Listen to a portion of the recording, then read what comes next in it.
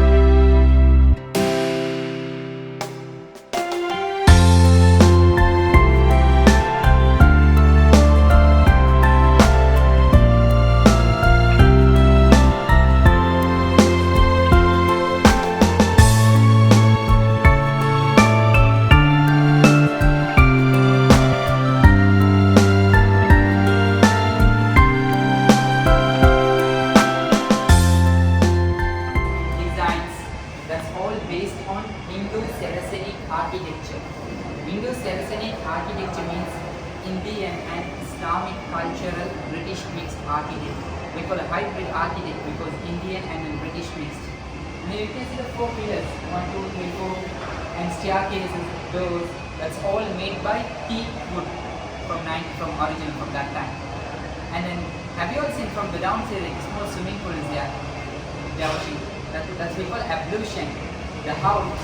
That's why ablution means purification. It means if anyone enters the mosque before praying, it should be clean. If not, our prayers won't accept it. First we want to wash our hands and then mouth, face, 2 hands, part of head, 2 ears and then 2 feet. That's the order, that's the physical cleaning of the body. And the prayer is spiritually cleaning.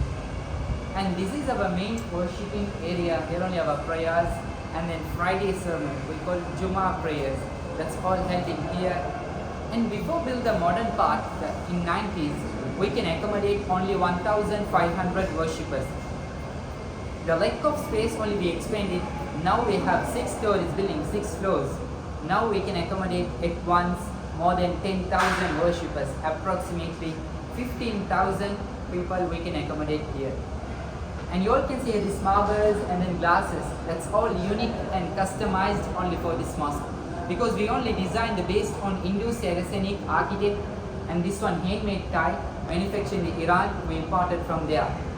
And then, do you know why all around the mosque outside only 2 colors, the red and white? What's the reason behind the red and white colors? Okay, do you know the pomegranate fruit?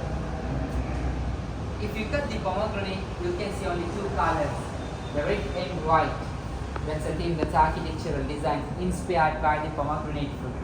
You can ask why pomegranate? Because that fruit mentioned in the Holy Quran, and then fruit of paradise. That's the reason only we choose that fruit. Go have a look.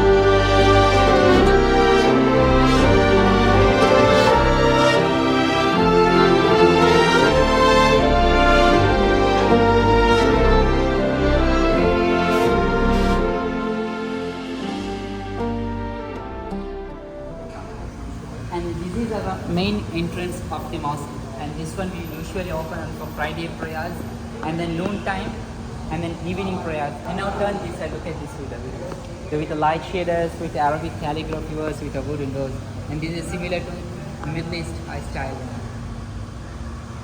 the Arab style especially. We can have a look, we can take a peek, and let's move the outside.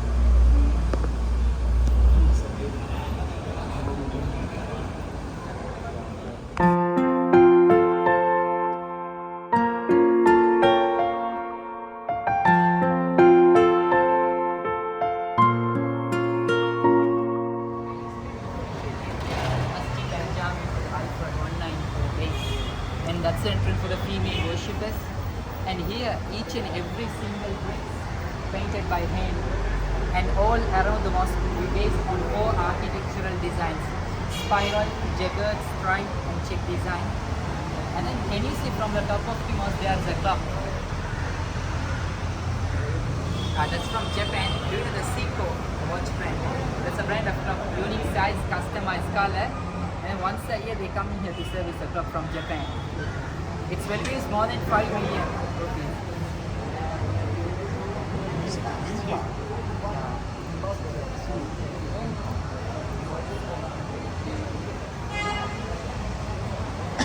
You can see the street view. And then the dome of the traditional part, there's also another clock that's from Croydon. It's more than 110 years old, still working, the self-winding system from 1908. And then here the domes, you can see domes every mosque. That's all the shapes and colors look like a pomegranate shape. And then you can see some scripts, Arabic words here. What's that?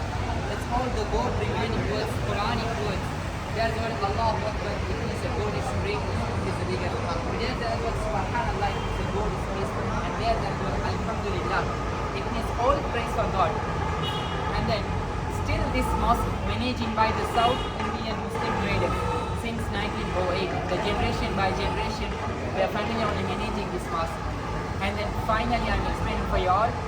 This is the mosque, one of the landmarks of Sri Lanka, the biggest mosque in Sri Lanka, and one of the largest in South Asia too, and the most beautiful mosque in Sri Lanka, and then top 10 in Asia. And this is the building, one and only the building, not only Sri Lanka, the entire world, the inspired by the pomegranate architect, red and white, unique structure, and that's the reason. Now take your time, take photos.